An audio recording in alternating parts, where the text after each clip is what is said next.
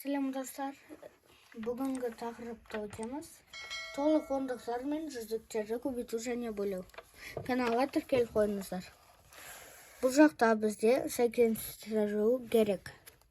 3-ті 8-ге көбейткенде 24. 750-ден 24-ті арғанда 726. 26-ға 56-ны қосқанда 82. Сонда 782. Бұл мұнаған сәйкес келеді. Ал бұл жақта бізде 81. 81-ді 9-ға бөлгенде 9. 400-ге 9-ды қосқанда 409. Сонда бұл екеуі сәйкес келеді. Бруклин көпірін Нью-Йорк ақш-ның табу үшін 100-ден 36-ны аламыз. 64. 64-ті 8-ге бөлгенде 8. Ал 8-ді 700-ге қосқанда 708. Енді екінші есеп. Бұл жақта есептеуді түсіндіру керекпіз. 20-ны 4-ге көбейтеміз. Оны түсіну үшін 20-ны 4 рет қосамыз. Сол кезде 80 шығады. Бұл жақта да солай. Жауабы 80. Ал 80-ді 4-ге бөлу үшін біз 8-ді 4-ге бөлемізді, артына 1 0 қоямыз. 8-ді 4-ге бөлгенде 2, 2-нің артына 0-ді қойғанда 20. Сонда жауабымыз 20. Ал 80-ді 20-ны бөлгенде екінші көбейткіш шығады 4. Бұл жақта да солай. Енді үшінші есеп. Үлгі бойынша тағы да 1-2 баған құрастырып оларды есепте. Бұл жақта біз 30-ды 2-ге көбейтіп, бізде 60 шығады. Өйткені біз 30-ды 2 рет қосқанда 60 шығады. Бұл жақта да солай. Ал бұл жақта 60-ды 2-ге бөлгенде екінші көбейткіш шығады. Ол 30. 60-ды 30-ға бөлгенде 2. Ал 200-ді 3-ге көбейткенде бізде 600 болады. Бұл жақта да сондай. Ал 600-ді 3-ге бөлгенде екінші көбейткіш шығады 200. Ал 600-ді 200-ге бөлгенде 3. Ал 50-ді 2-ге көбейткенде 100.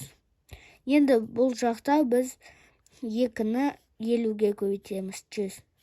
Бұл жақта біз 100-ді 2-ге бөлеміз да, бізде 50 шығады. Ал 100-ді 50-ге бөлгенде 2. Енді бұл жақта 500-ді 2-ге көбейтеміз 1000. 2-ні 500-ге көбейтеміз 1000. 1000-ды 2-ге бөлгенде 500, ал 1000-ды 500-ге бөлгенде 2. Енді есептеу тәсілін түсіндіреміз бұл жақта. Бұл жақта да солай. 20-ны 4-ге көбейтеміз. 2-ні 10-ға көбейтеміз да, бізде 20 шығады. Соны 4-ге көбейтсек болады, және 2-ні 4-ге көбейтіп 8. Содан кейін 8-ді 10-ға көбейтсек болады, 80 жауабы. Бұл жақта да солай. Бұл жақта біз 20-ны 4-ге көбейтсек, жаңағы 80 шығады. Сол 80-ның артына 1 0 қойсақ 800. Сонда жауабымыз 800 шықты. Енді төртінші есеп. Түсіндіре отырып есепте. Жақшаның іші бірінші орындалады. 5-ті 3-ге көбейткенде 15. 15-ті 2-ге көбейткенде 30. 3-ті 20-ға көбейткенде 60. 60-ты 4-ге көбейткенде бізде жай 6-ны 4-ге көбейте саламыз. Сол кезде бізде 24 шығады. Сонда 24-дің артына 1 0 қойсақ 240. Енді бізде 7-ні 2-ге көбейткенде 14. 14-ті 5-ге көбейткенде бізде болады 70. Енді 3-ті 5-ге көбейткенде 15. 6-ны 10-ға көбейте саламыз 60. 6-ны 5-ге көбейткенде 30. 60-ға 30-ды қосқанда 90. Енді 5-ті 8-ге көбейтеміз. Бізде бұл жақта 40 шықты. Енді 20-ны 10-ға көбейтеміз 200. Ал 200-ді 4 рет қосамыз, болады 800. Енді 50-ні 4-ке көбейткенде 200, 200-ді 2-ге көбейткенде 400. Енді есептеу тәсілін түсіндір.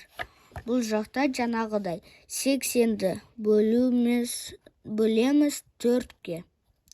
Мысалы, біз 8-ді 4-ке бөлсек 2. Ал 2-нің артына 1 0 қойсақ 20 жауабы. Ал 800-ді 4-ке бөлгенде 8-ді қайтадан 4-ке бөлеміз. Болады 2, содан кейін 2-нің артына 2 0 қоямыз. 200. Енді 5 есептерді шығар. 5 тәтті нан үшін 200 теңге төленді. 5 тәтті нанымыз 200 теңге. Ал 300 теңгеге қанша тәтті нан сатып, 320 теңгеге қанша тәтті нан сатып алуға болады? Біз бірінші 200-ді 5-ке бөлеміз. Сонда бізде 40 шықты. Ал сонда біздің бір тәтті нанымыз 40 теңге. Ал бұған 200-ге біз 40-ты 3-ке көбейткенде бізде 120. Ал сол 120-ны 200-ге қосқанда 320. Сонда 3 нан қосылды. Сонда 8 тәтті нан үшін 320 теңге төленді бізде. Ал дүкенге 200 жай қарындаш және 300 түрлі түсті қарындаш әкелінді. Қарындаштардың 5-тен 1 бөлігі сатылды. Қанша қарындаш қалды? Бұл жақта бізде 200-ге 300-ді қосамыз, 500. Енді 500-ді 5-тен 1 бөлігіні табу үшін 500-ді 5-ке бөлеміз. Ол кезде бізде шығады 10. 100.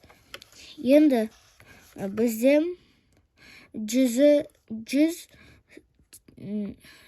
қарындаш сатылды. Сонда 500-ден 100 алғанда 400. Сонда 400 қарындаш қалды. Сырлаушы 30 метр квадрат қабырғаны сырлады.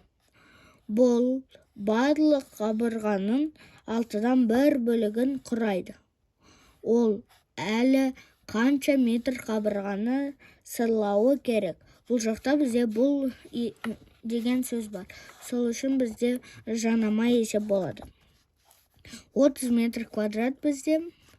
Бұл барлық қабырғаның 6-дан 1 бөлігі. Сонда біз 30 метр квадратты 6-ға көбейтеміз. Бөлеміз. Сол кезде бізде 5 шығады. Сонда 5 метр квадрат. Ол әлі қанша метр қабырғаны сырлауы керек? Ол 5 метр квадрат 5 метр квадрат қабырғаны сырлауы керек. Енді 6-шы есепті 5 метр қабырға сырланды. Сырлауы керек. Бағаны 30-дан 5-ті алып тастайсың. Сонда 25-ін әлі сырлау керек. Енді 6-шы есепте түсіндіре отырып есепте дұрыстығын тексер. Бұл жақта бізде 80-ді 2-ге бөлгенде 40, 8-ді 2-ге бөлгенде 4, соған 2 0 қоямыз, 400. 900-ді 300-ге бөлгенде 300. 400-ді 2-ге бөлгенде 200, 100-ді 20-ға бөлгенде 50, 5, содан кейін 100-ді 2-ге бөлгенде 50, ал 1000-ды 200-ге бөлгенде 5, содан кейін 60-ды 30-ға бөлгенде 2. Бүгінгі сабағымыз аяқталды. Каналға тіркеліп қойыңыздар, сау болыңыздар.